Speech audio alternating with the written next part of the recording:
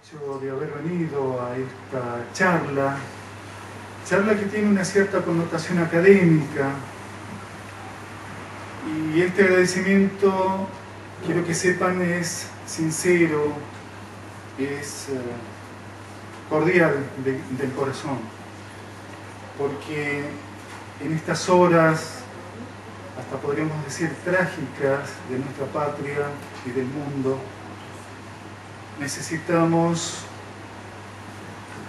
de nosotros para, en este caso, tener la amabilidad, la cordialidad de lo que es nuestra vida social cristiana. Este tema es un poquito complicado porque no vengo a hacer una historia fáctica de la masonería. No quiero describir hechos que ya cientos de historiadores lo hicieron sobre la historia argentina. No vengo a decir de que Sarmiento ha sido masón, que es un hecho sabido, y a reiterar eso en particular. Vengo a hacer una historia de la masonería para comprenderla desde sus primeros principios y sus primeras causas. He intentado adentrarme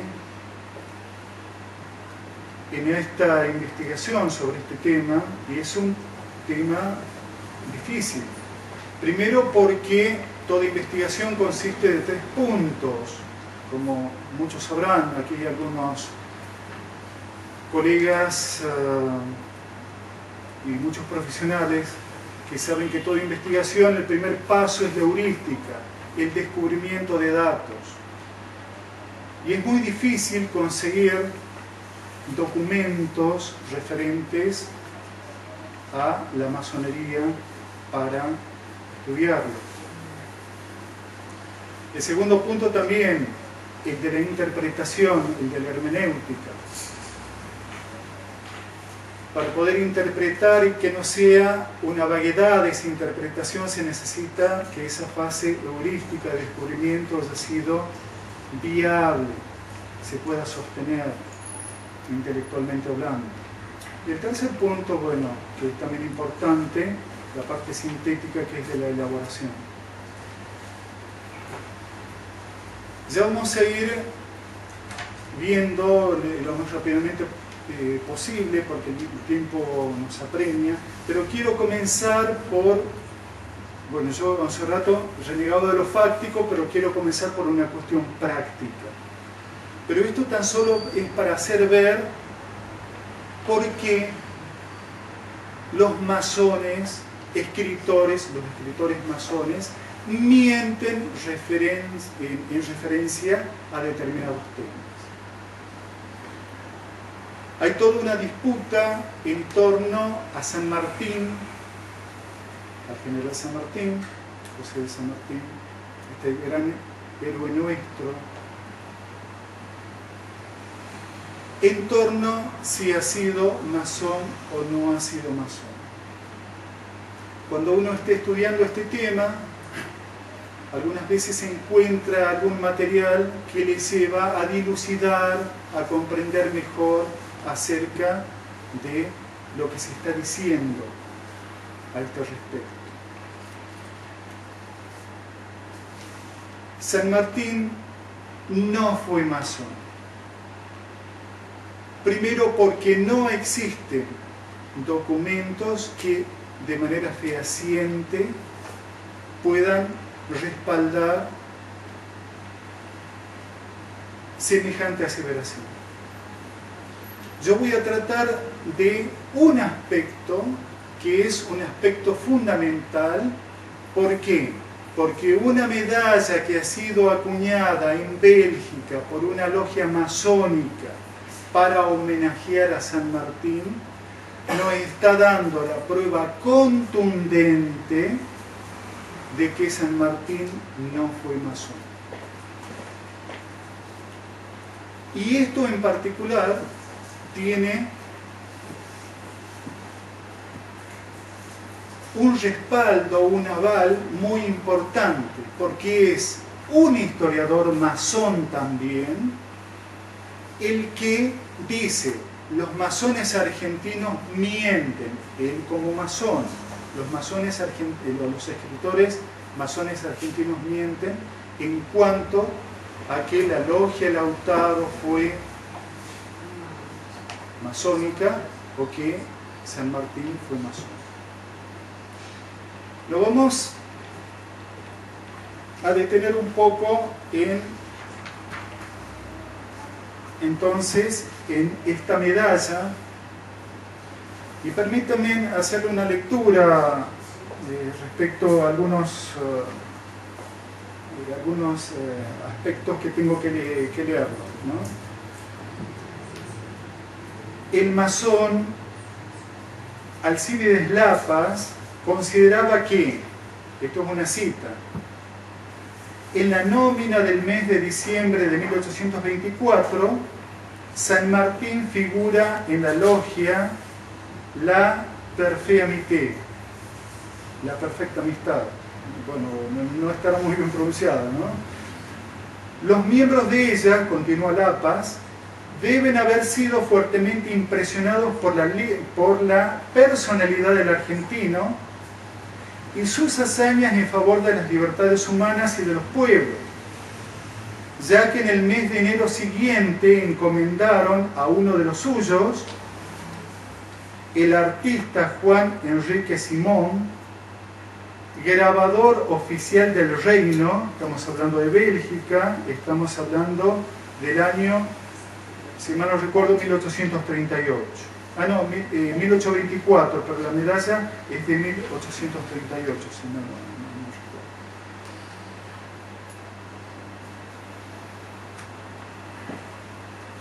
Entonces, la pieza en su anverso, además del retrato del perfil de San Martín, lleva una inscripción. A ver, les coloco. Aquí está.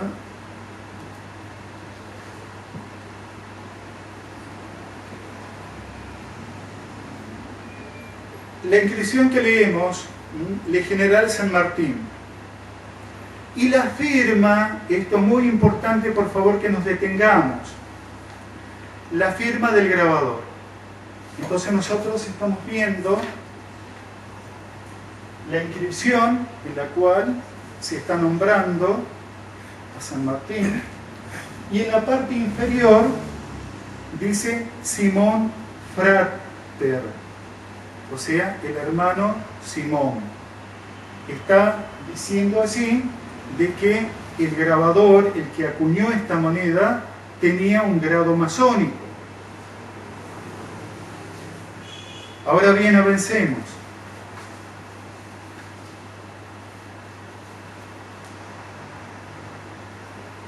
Continúa Lapas.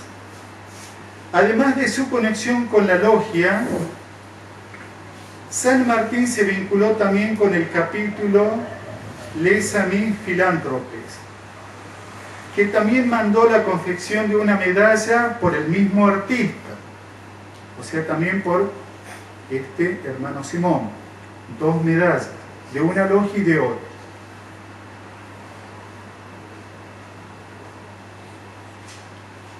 Con igual anverso al de la logia, pero distinto reverso. El autor belga destaca que fue la primera vez que dicho capítulo hacía tal distinción. Ahora continuemos con otro historiador masón, que es Emilio Corbière, que ya ha fallecido.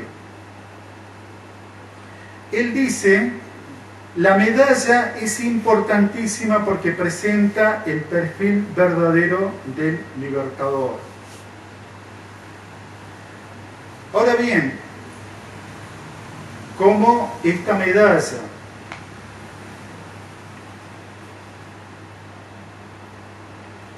era disputada, o se presentó una disputa en torno a si verdaderamente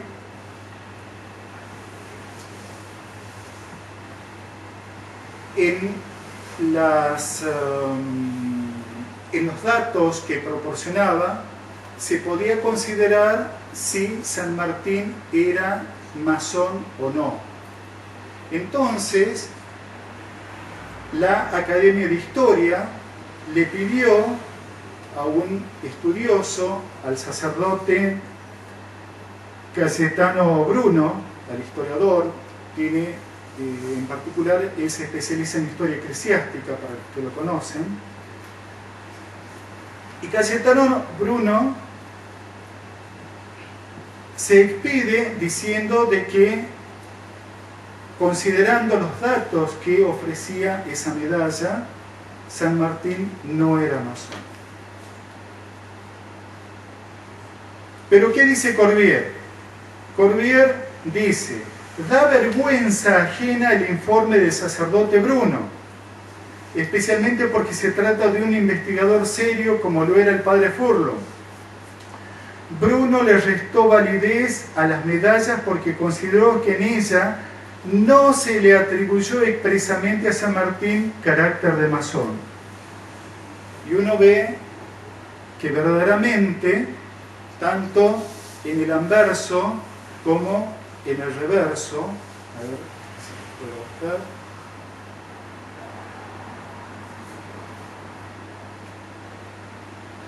no consta de que San Martín haya sido masón, no figura allí el grado masónico de San Martín. Sigamos.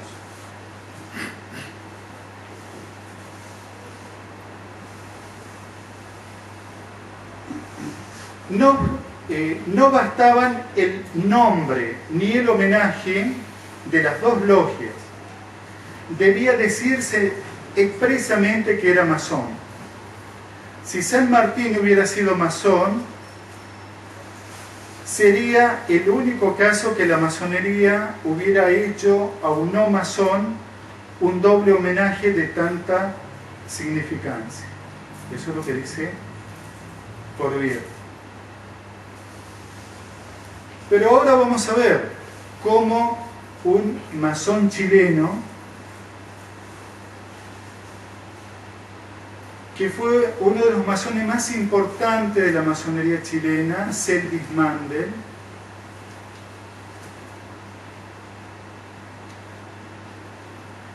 interviniendo en esta cuestión muchos años después, manifiesta de manera categórica la no pertenencia de San Martín a la masonería, y tratando de reivindicar, por así decirlo, lo que el padre Cayetano Bruno había afirmado sobre esta cuestión. ¿Qué es lo que dice León Seldis Mandel? Analizando el tema de la medalla, censura al masón Fabián Onsari, que es también un historiador masón, que tiene un libro escrito sobre San Martín, porque toma dicha medalla como prueba de la condición masónica de San Martín. Eso es lo que censura Seldis Mandel sobre Onsari. ¿Qué sigue diciendo Seldis Mandel? Sin embargo, el más somero examen demuestra que si algo prueba dicha medalla, es precisamente lo contrario. Como es sabido, los masones son muy puntillosos en materia de protocolo y terminología. Cada grado y cada función dentro de la masonería están caracterizados por el título masónico específico. Por ejemplo, quien dirige una logia es llamado venerable. Los miembros de la oficialidad de una gran logia son respetables hermanos. Quien detenta el grado 33 es ilustre hermano, y así sucesivamente. Continúa Seldis Mandel. Es inconcebible que una logia otorgue un honor a un hermano masón sin hacer constar su título masónico, como aquí no consta. La medalla en referencia cumple perfectamente con todos los preceptos del simbolismo y la terminología masónica. La palabra logia está representada por uno de los rectángulos. La fecha es del año masónico, agregando 4000 años a la era cristiana. Las abreviaturas están indicadas por 3 puntos en forma de triángulo. La logia dice estar constituida al oriente de Bruselas. Esa designación tradicional es la designación tradicional en documentos masónicos. Sin embargo, continúa Seligman, pese a su escrupuloso cumplimiento de todas las reglas de protocolo masónico, la medalla, tanto en el anverso como en el reverso, nombra, tanto en el anverso como en el reverso, solo al general San Martín sin otorgarle ningún tratamiento masónico. Ahora bien, Seligman, que emite este juicio idéntico, entonces, reitero, al del padre Cayetano Bruno, sigue diciendo de por qué los masones argentinos, estos historiadores, han actuado de semejante forma, de faltar a la realidad histórica, a la verdad histórica. Y dice, es inconcebible que una logia otorgue un honor a un hermano masón sin hacer contar su título masónico. Bueno, reiterando, ¿no?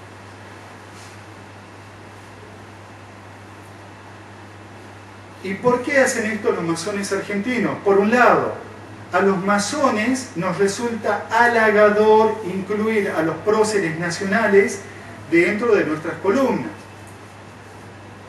Por más que no sean masón, hacerlos incluir como que lo fueron resulta halagador. Que hubo masones entre ellos no cabe duda. Que su masonería haya jugado un papel central en sus actos, sin embargo, está lejos de ser tan claro. Por el contrario, la evidencia es muchas veces negativa. ¿Sí que se me ha entendido bien? Tenemos a masones argentinos, como en el caso de Fabiano Ansari. Tenemos en el caso de Corbière, tenemos en el caso de Alcíbiades Lapas, 3, hay muchos más, que han mentido sobre esta cuestión tan práctica como de ver a una medalla que tiene todas las características de ser una medalla masónica y sin embargo no tiene la principal de haber colocado el grado masónico de San Martín. Entonces, por última vez lo manifiesto, San Martín no fue masón y ese celo amargo de la masonería hizo de que este mito de San Martín masón tuviera que difundirse y ser aceptados por muchos, desgraciadamente, siendo una de las grandes mentiras de la historiografía liberal masónica oficial. Bien, hasta aquí este punto. Bueno, ahora pasemos un poquito a otras cosas. Sí.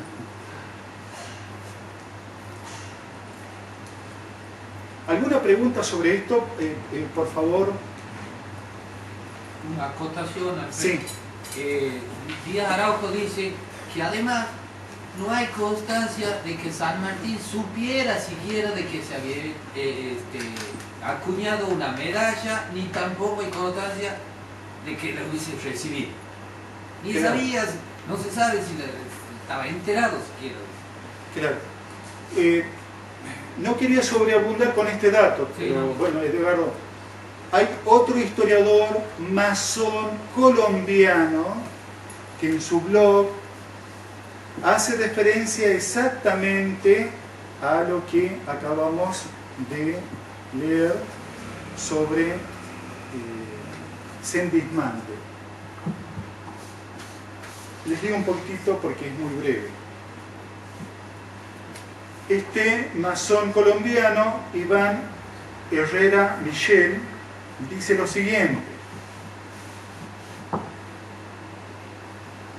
pero una duda nace a partir del contexto en que fue acuñada la medalla, porque 6 meses antes de esa fecha, el 19 de enero de 1825, había sido publicado en el periódico La Bélgica, amiga del rey de la patria, que el grabador real y masón Henri Simon le fue comisionado a hacer una decena de medallas con el perfil de personajes no necesariamente masones de la época, entre ellos Miranda. Por otra parte, no se ha encontrado una sola evidencia que muestre que San Martín recibió la medalla. Eso lo dice este historiador, que es lo mismo que está mencionando Edgardo. No la menciona San Martín en su correspondencia, ni ninguno de sus allegados se refiere al tema en público y en privado. Tampoco se ha podido confirmar que para la época existiera una logia llamada La Perfecta Amistad en Bruselas, aunque sí en Amberes, en cuyos archivos no se conserva memoria de la presencia de San Martín, de haber tenido correspondencia con él o de haber acuñado una medalla en su honor. Eso para un poquito, hacer referencia a lo que tú dijiste, Edgardo. ¿Alguna pregunta, por favor, referente a esto? Si hay alguna duda, y pasamos al próximo tema. Pasamos nomás al próximo tema. Está bien. Yo les decía de que... Sí, por favor. Y ahí figura una imagen, bueno, no es tanto una pregunta, una acotación, que ahí figura la imagen de San Martín y lo muestran como un miembro más. A pesar de toda la información que usted está dando aquí, siguen mintiendo y mostrando a San Martín como si fuera como si hubiese parte del bloque, cuando realmente no lo era. Pero lo muestran ahí como si fuera parte de la página oficial. Claro, eso es propio del liberalismo. Un caso pequeñito que por favor permítanme contar. Cuando nosotros visitamos la Biblioteca Nacional encontramos el busto de Mariano Moreno. Se toma a Mariano Moreno como el fundador de la Biblioteca Nacional. Cuando estuvo como director de la Biblioteca Nacional Martínez Gustavo Subiría, Hugo Guas, iba a escribir sobre esta cuestión en particular de el Mariano Moreno, fundador de la Biblioteca Nacional. Buscó documentación, no la encontró. Entonces escribió a ese respecto. En esos entonces, el que era presidente de la Academia Nacional de Historia, Levene, salió a refutar lo que dijo Gustavo Martínez Subiría y dijo que iba a presentar documentación en la cual, de manera fehaciente, demostraba sobre papeles, sobre el Mariano Moreno, fundador de la Biblioteca Nacional. Hasta el momento no ha aparecido ninguno. Entonces, ¿cómo es posible de que la historiografía liberal nos muestre a tantos próceres en determinados, por así decirlo, ¿no? Lugares preeminentes que no tendrían que realmente estar, que han sido colocados por ello de una manera totalmente artificiosa o mentirosa, ¿sí? Eso es parte también de la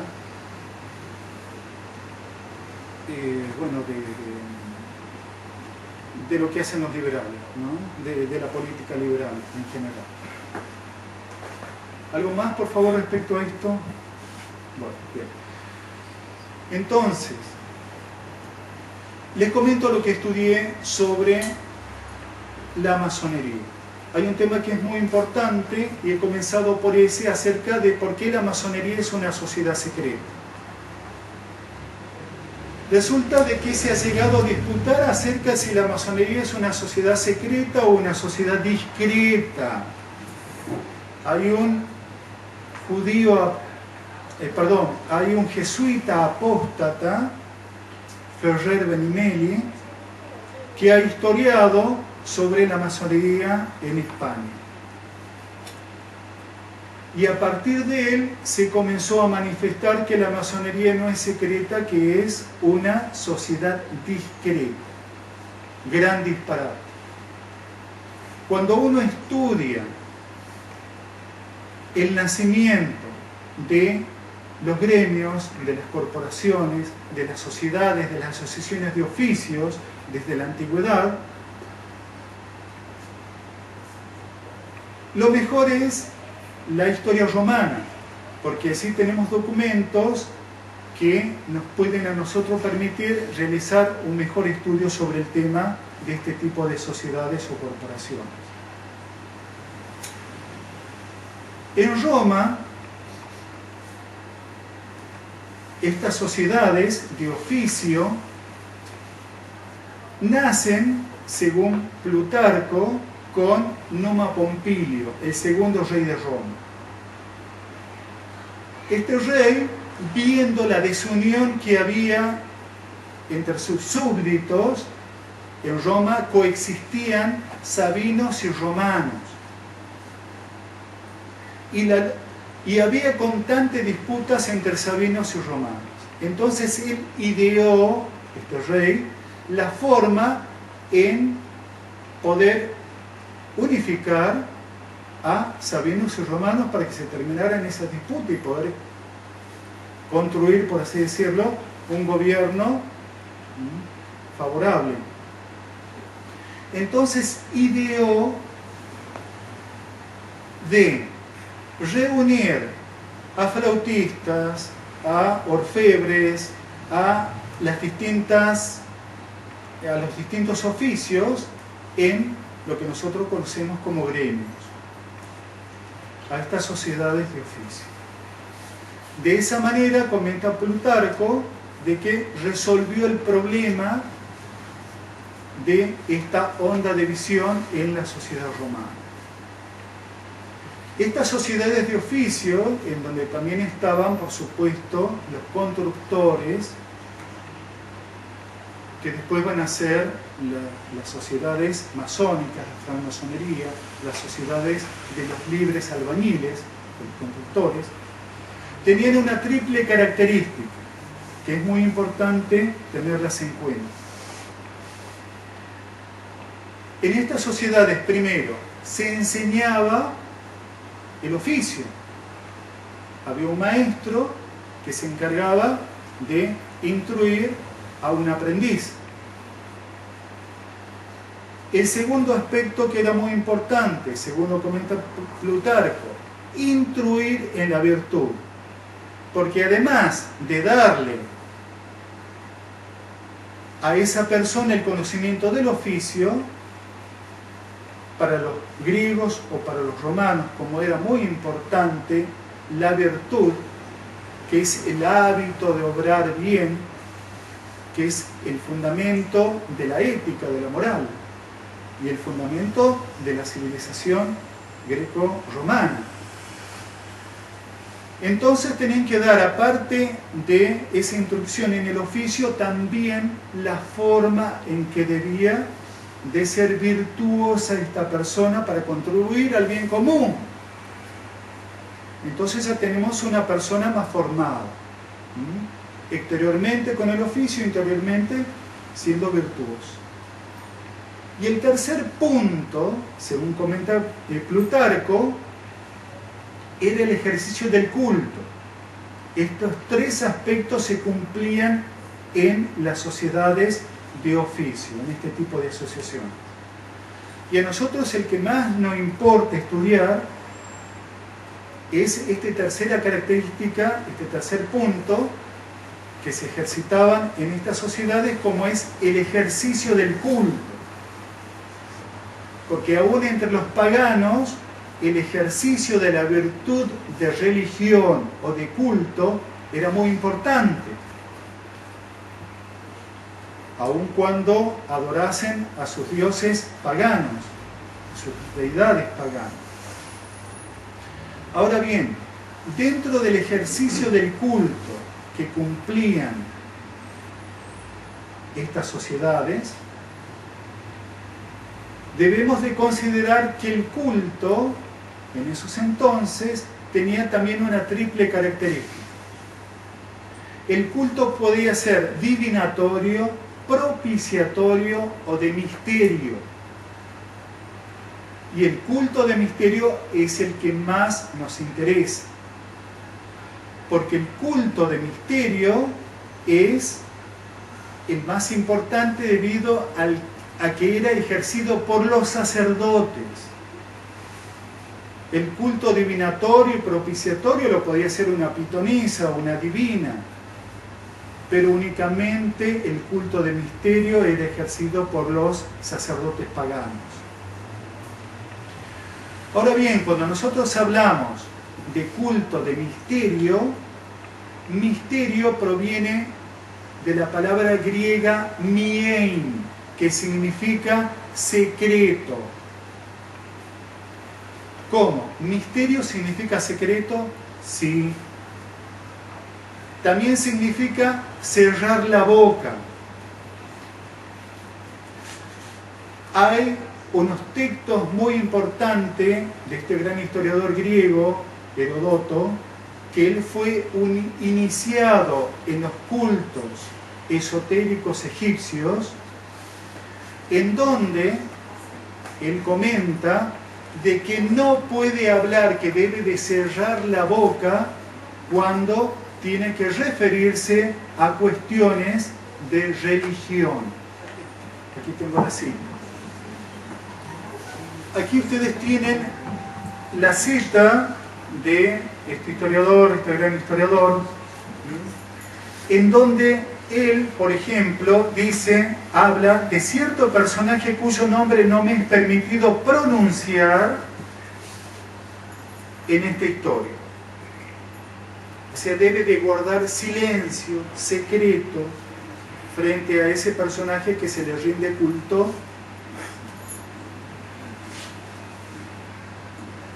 Después continúa la cita. En aquella laguna hacen de noche los egipcios ciertas representaciones a las que llaman misterio, el culto de misterio. De las tristes aventuras de una persona que no quiero nombrar, porque consideraban al nombre que por ser sagrado, lo mismo por ejemplo entre los judíos el nombre de Yahvé.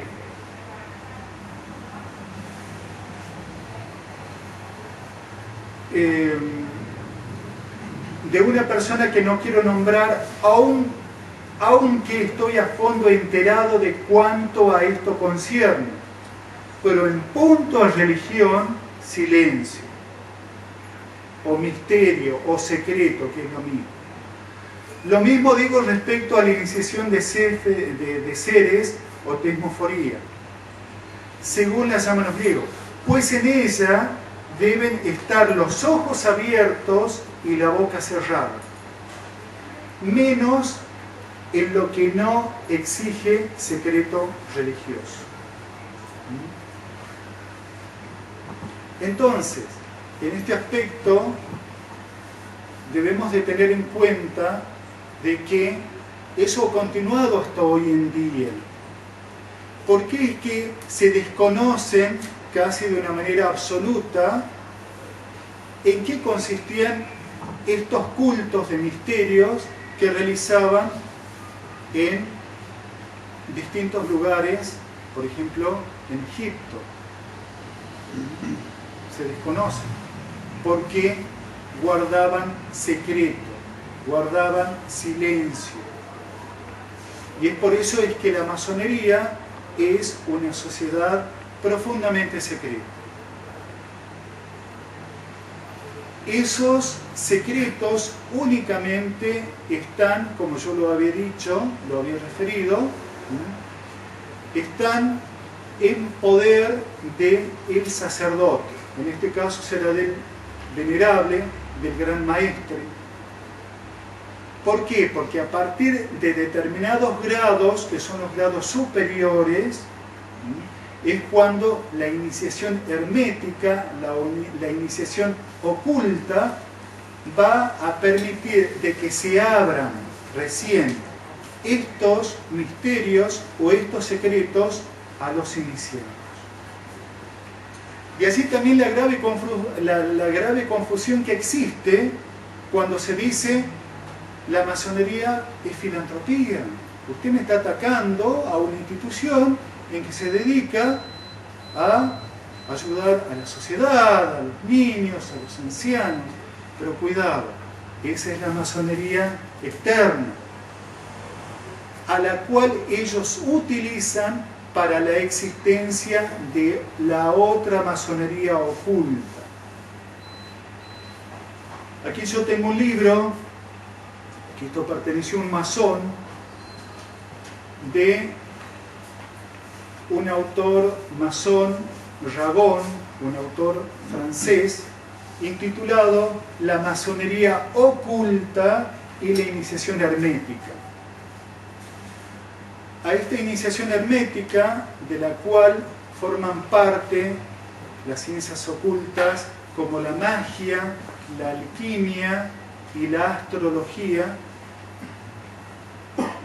y que forman parte de la mala tradición gnóstica cabalista, que ya vamos a ver también algunas cosas enseguida, únicamente las pueden conocer algunos iniciados en los grados superiores. Y es lógico que así tiene que ser.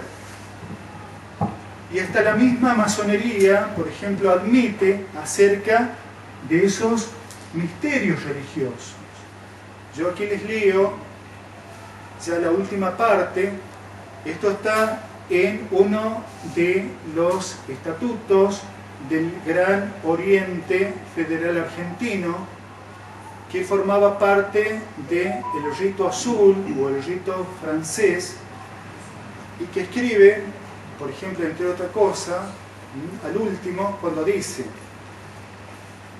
y aún después de ser admitidos, de haber sido iniciados, no llegaba a descorrerse para ellos enteramente el velo que cubría los misterios religiosos, sino gradualmente pasando por una serie de iniciaciones superiores.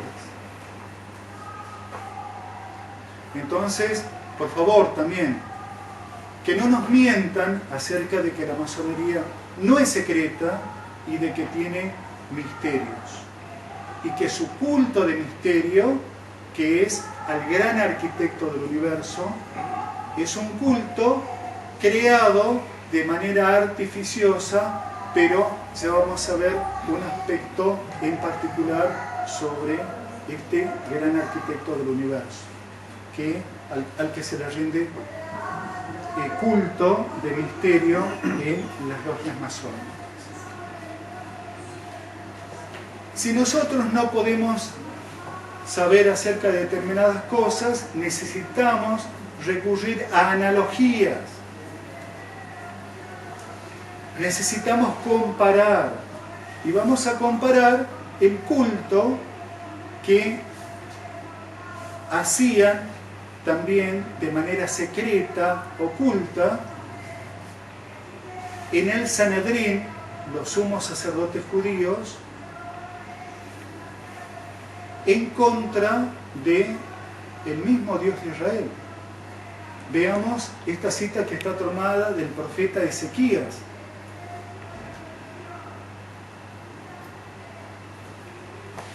Esta se le lee entera lo más rápido posible. Hijo de hombre, le dice Dios a el profeta.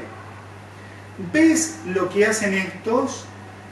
¿Ves las grandes abominaciones que la casa de Israel hace aquí mismo para alejarme de mi santuario? Pero date vuelta y verás abominaciones todavía más grandes. Y me llevó a la entrada del atrio, y mirando vi un agujero en la pared y me dijo: Hijo de hombre, orad a la pared, y apareció una puerta. Entra, me dijo, y mira las pésimas abominaciones que estos hacen. Entré, miré y vi toda suerte de imágenes de reptiles y bestias abominables, y todos los ídolos de las casas de Israel pintados en la pared de derredor. Y 70 hombres de los ancianos de la casa de Israel, entre ellos Jozonías, hijo de Safén, estaban de pie ante ellos, cada uno con su incensario en la mano, de los que subía una nube de incienso, y me dijo: Hijo de hombre, ¿has visto lo que hacen los ancianos de Israel en secreto?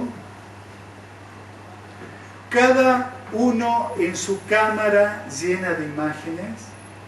Pues dicen: Yahvé no nos ve, se ha alejado de la tierra. Y me dijo: pues verás abominaciones todavía mayores que él.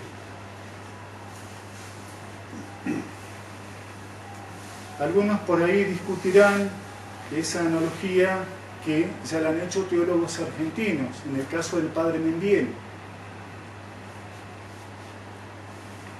Estos son los tipos de culto, de misterio, que se rinde al gran arquitecto del universo a partir de determinados grados herméticos, en particular en la masonería mundial. Es por eso que León XIII, este gran papa neotomista, le llamó a la masonería la sinagoga de Satanás, debido a este culto de misterio que hacen, que ellos intentan preservar en total silencio, en total secreto, con un total cerrar de la boca, para que no se sepan acerca de esas grandes abominaciones contra Dios nuestro Señor.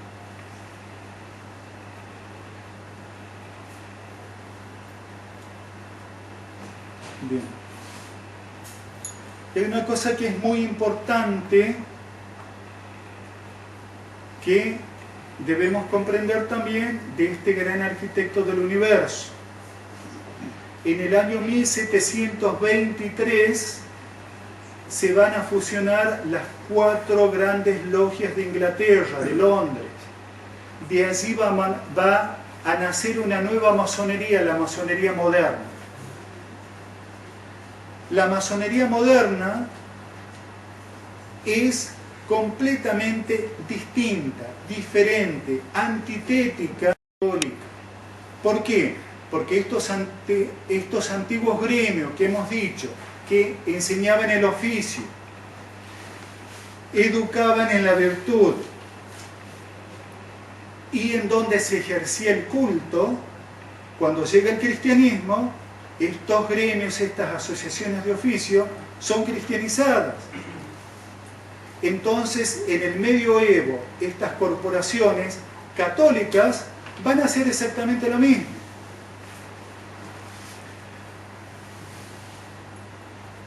en los distintos oficios van a enseñar el oficio en estas corporaciones católicas, van a instruir en la verdad, van a educar en la verdad a ese hombre, pero ya no tan solo en las virtudes morales o temporales, sino en las virtudes sobrenaturales.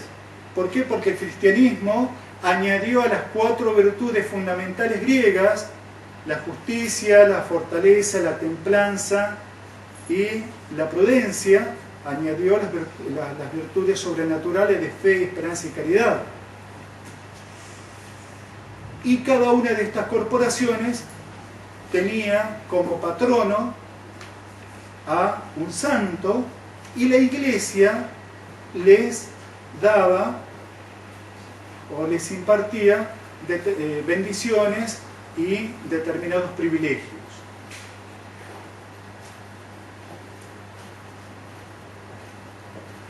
La masonería moderna va a cambiar completamente. La masonería, a partir del año 1723, sobre todo en 1717, en 1723 se escribe el primer estatuto que va a regir a la masonería, lo que los masones llaman landmark, que vendría a ser la Biblia de la masonería. Estos estatutos masónicos fueron escritos por 2 pastores protestantes, James Anderson, presbiteriano, calvinista, y Teófilo de Sagulier, hijo de protestantes y el pastor protestante. En esos estatutos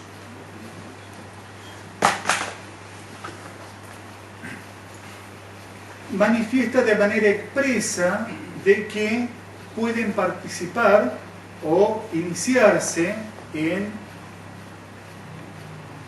la masonería, en ingresar a las logias, todos aquellos que tuvieran cualquier tipo de creencia y que allí no iban a encontrar ningún tipo de obstáculo. ¿Por qué? Porque la masonería permitía de que cada uno rinda culto a Dios según lo que él creía, según su creencia. Esto ya tiene sus antecedentes. Monseñor Jacobo Benigno Bossuet, en un libro muy importante que se llama La historia de las variaciones de las iglesias protestantes, ya comentaba cómo los protestantes habían intentado en el siglo XVII, un siglo antes, 2 siglos antes, realizar un congreso en donde estuvieran reunidos todas las iglesias protestantes, tanto las reformadas como las disidentes. Y eso en definitiva es lo que llevó a cabo la masonería, reuniendo a esa gran variación de confesiones de fe que había inundado a la Europa católica, a esta Europa dividida entre países católicos y países protestantes. El protestantismo fue no tan solo, ya hemos dicho, acerca de esos 2 pastores que escribieron las constituciones de la masonería. El protestantismo es el motor de la masonería. Pero hay un segundo motor que es muy importante, que es el motor del esoterismo, de las corrientes esotéricas que son parte de esta mala tradición gnóstica cabalista que yo les hacía referencia y que ya vamos a hablar. Pero aquí quería hacer referencia a este gran arquitecto del universo, teorizado, imaginado, creado de una manera antojadiza por estos iniciados en las logias. Ellos conciben de que Dios, no como el Dios de los católicos, que es un Dios creador del hombre. Ellos niegan que Dios haya creado al hombre.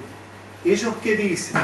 Dicen que, ya voy a mostrar algunas citas, dicen que el hombre no ha sido creado por Dios, sino que es una emanación de Dios. Eso se llama teoría emanatista. ¿Y qué es el emanatismo? Es el decir, si el hombre es una emanación de Dios, luego puede ser como Dios y por lo tanto tiene que coadyuvar, colaborar con la obra de Dios. Es por eso que el masón se cree en muchos aspectos sagrado. La masonería, según sus estatutos, consagra sus templos. Tienen rituales para la consagración de los templos. Y uno dice, pero ¿cómo es posible que un templo masónico sea sagrado? Dentro de ese mismo ritual figura también así como tenemos nosotros la consagración, la desconsagración del templo.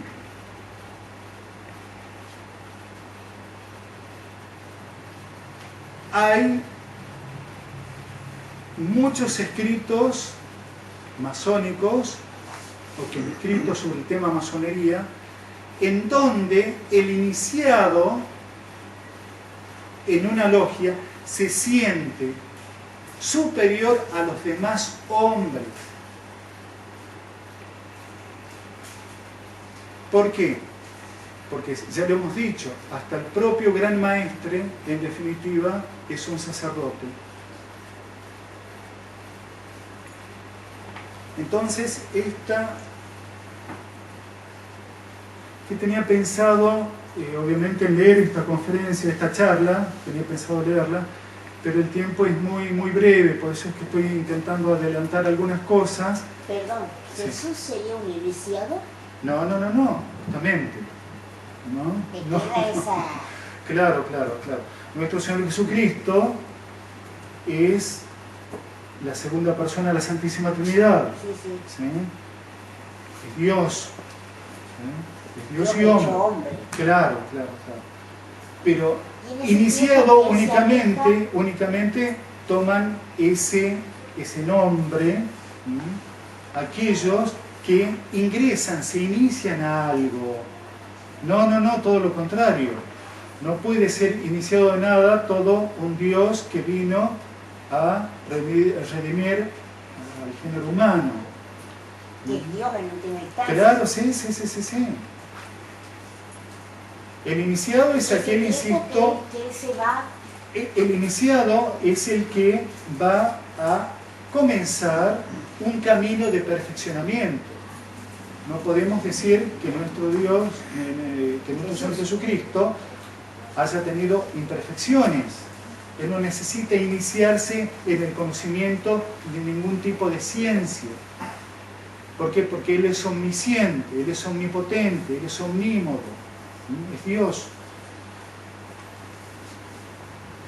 El iniciado dentro de la masonería es iniciado como en los gremios operativos, por ejemplo, un constructor, un aprendiz que ingresa a la masonería, el maestro le enseña cómo debe de trabajar su oficio. Y está años aprendiendo eso, hasta que puede acceder al grado de compañero. Y luego años más hasta que puede ser maestro, los 3 primeros grados. Ahora bien, la masonería moderna ha agregado muchos otros grados, que son grados filosóficos, que son grados herméticos, que nada tienen que ver con esos grados de la masonería operativa. Ópera significa obrar, ¿sí? Hacer.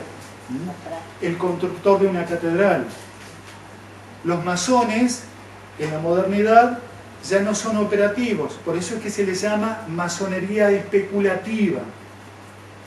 Ellos ya dicen que no interesa el hombre como constructor de catedrales, sino que interesa el hombre como constructor de sí mismo y como constructor o colaborador de la construcción del hombre según sus fines, del hombre, bueno, de la humanidad misma. Porque una de las cosas también que reiteran los masones es su amor a la humanidad. Todo lo que ellos hacen es por amor a la humanidad, que es lo que se llama filantropía. Filántropo es el amor al hombre, antropos hombre, filo amor. Pero, y eso también se ha disputado un poco y se ha escrito en referencia a la gran diferencia que hay entre la filantropía y el hombre que ejerce la caridad. Porque el filántropo da lo que le sobra, mientras que hace caridad, recordemos a la viuda que fue a poner su óvulo, que era lo único que tenía para comer, y sin embargo fue a poner ese tributo a Dios. La caridad implica un sacrificio real, por un bien superior, que en este caso es Dios nuestro Señor. Entonces también eso se ha discutido, porque muchas veces esa filantropía es algo muy vago, es una simple retórica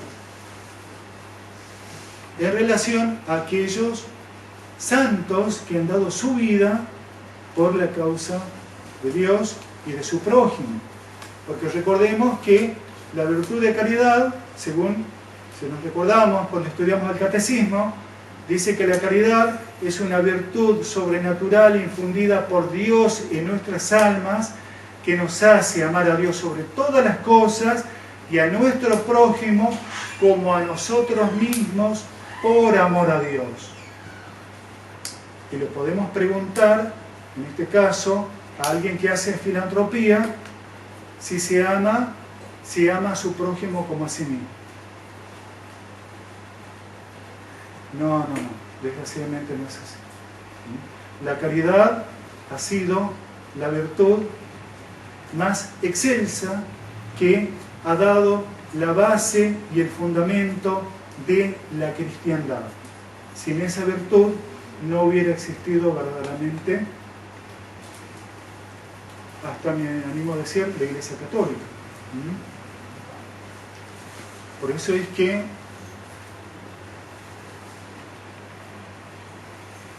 la cita bíblica mismo lo dice, ¿no? Deus caritas es, Dios es caridad. Él mismo se ofreció a su Padre para redimirnos a nosotros.